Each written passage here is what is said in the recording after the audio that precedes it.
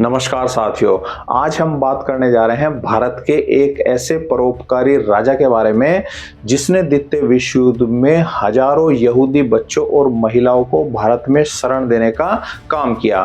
तो ये कहानी शुरू होती है वर्ष 1942 में, जब वर्ष 1942 में द्वितीय विश्व युद्ध की शुरुआत हुई और मित्र सेनाओं ने जो है वो पोलैंड के ऊपर हमले करने शुरू कर दिए। तो वहां पर हजारों यहूदी बच्चों और महिलाओं को उन्होंने मौत के घाट उतार दिया और कुछ यहूदी बच्चे और महिलाएं वहां से भागने में सफल हो गए। जब वो दुनिया के अलग अलग देशों में जाकर उन्होंने शरण लेने की कोशिश की तो दुनिया के सभी देशों ने उनको शरण देने से मना कर दिया।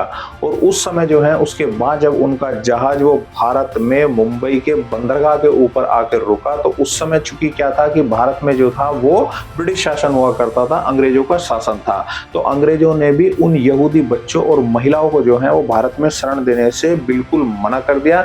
लेकिन उस समय जामनगर रियासत के, जो गुजरात की एक जामनगर रियासत थे, उसके जो राजा थे दिग्विजय सिंह जडेजा, उन्होंने ब्रिटिश सरकार के ऊपर बाकायदा एक दबाव बनाने का काम शुरू किया और वो उस दबाव बनाने में सफल हो गए। और उन्होंने जो है लगभग हजारों यहूदी बच्चों और महिलाओं को जो है बाकायदा वहां पर एक उन्होंने नगर की स्थापना की और उस नगर में जो है उन्होंने उन यहूदी बच्चों और महिलाओं को शरण देने का काम किया। और लगभग ये कहा जाता है कि 9 साल तक उन यहूदी बच्चों और महिलाओं को उन्होंने जो है वो जामनगर रियासत में ही रखा और बाकायदा उनके बारे में ये बात कही जाती है कि उन्होंने जैसा वो अपने आप खाया करते थे वैसा ही उन यहूदी महिलाएं और बच्चों को भी खिलाया करते थे। तो आज इसकी चर्चा क्यों हो रही है? क्योंकि आज ही इजराइल में जो है वो उनके मूर्ति का एक अनावरण हुआ है। देखिए, हमारे देश में तो दिग्विजय सिंह जडेजा के बारे में आपको शायद किसी को मालूम भी नहीं होगा, लेकिन उसी एक राजा की जो है मूर्ति की स्थापना वो इजराइल में हो रही है और इजराइल में उनको जो है एक भगवान के रूप में पूजा जाता है। और पोलैंड में भी कई ऐसी सड़कें हैं, कई ऐसे सार्वजनिक स्थल हैं जिनका नाम जो है उनके नाम के ऊपर रखा हुआ है। और इजराइल में भी बाकायदा कई ऐसे सार्वजनिक स्थान और कई ऐसे म्यूजियम हैं जिनका जो है वो उनके नाम के ऊपर रखा हुआ है।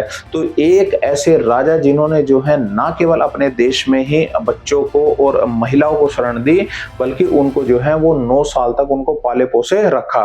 और उनके बारे में जो है जिनको उन्होंने शरण दी थी उनमें से एक व्यक्ति ने बाकायदा इस बात को कहा था कि एक बार जब राजा जो थे वो अपने यहाँ पर उन्होंने एक विशेष भोज का आयोजन किया तो उस विशेष भोज में जो है वो उन्होंने तरह तरह के व्यंजनों को बनाया और उन व्यंजनों को जो है वो, लेकिन वे व्यंजन जो है वो भारतीयों को पसंद आए, लेकिन उनको उन यहूदी बच्चों और महिलाओं को वो पसंद नहीं आए। और राजा ने बाद में बाकायदा जो है गोवा से उन यहूदी बच्चों और महिलाओं को जो पसंद आए जाने वाले व्यंजन हैं उनको बाकायदा बनवाया।